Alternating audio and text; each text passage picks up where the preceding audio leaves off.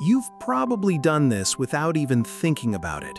Your kid melts down the second the tablet turns off, and your instinct is to fix their self-control. Flashcards, memory games, a sticker chart for staying calm.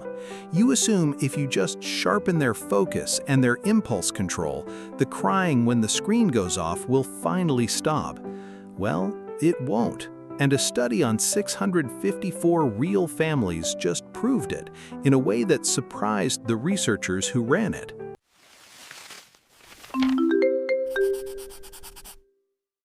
I'm Bauman, and this is Built from Research.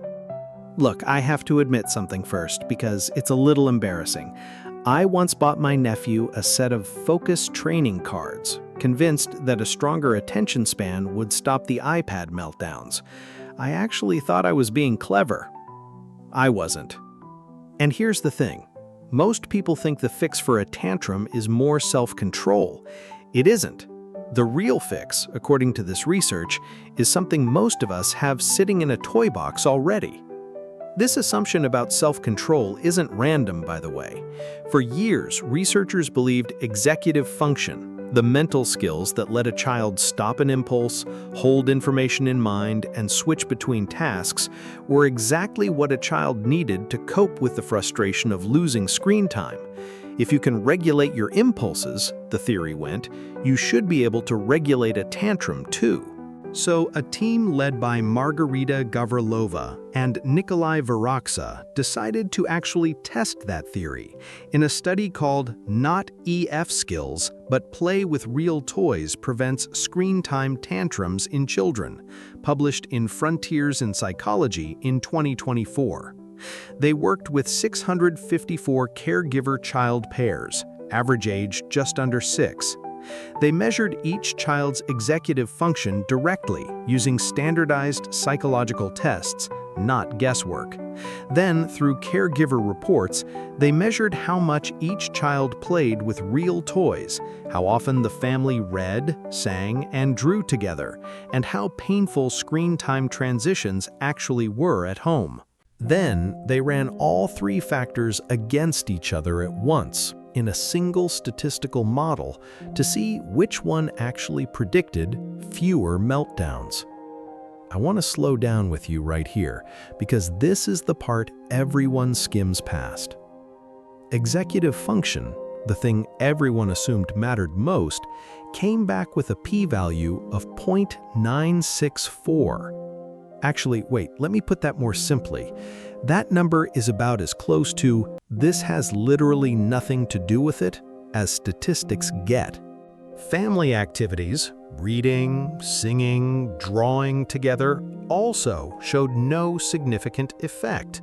The only thing that predicted fewer tantrums out of everything tested was how much a child played with real toys.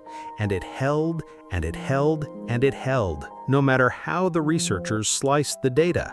It gets even more specific than just play more.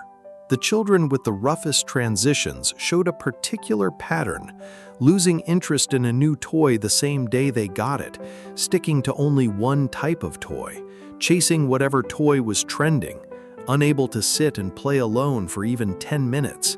And their caregivers, when asked, admitted they didn't actually enjoy getting involved in the play themselves. You see what I mean? It's not play in general. Picture two different kids for a second. One who bounces between a tea party, a pretend hospital, and a blanket fort all in the same afternoon, and another who touches a new toy once, drops it, and moves on to whatever's trending next.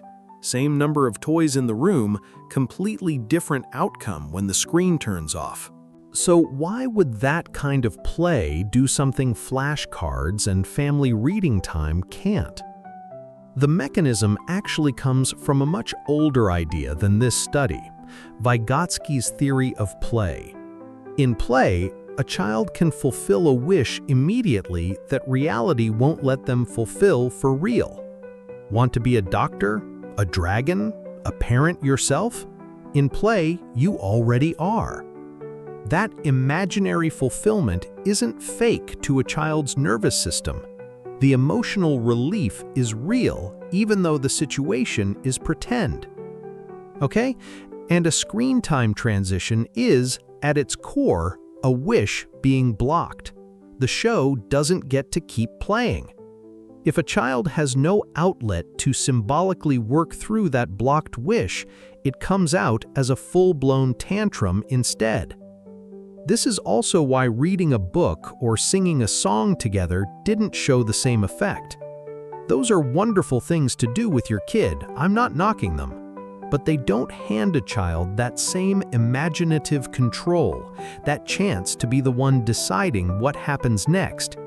Play does. That's the piece family togetherness alone can't replace.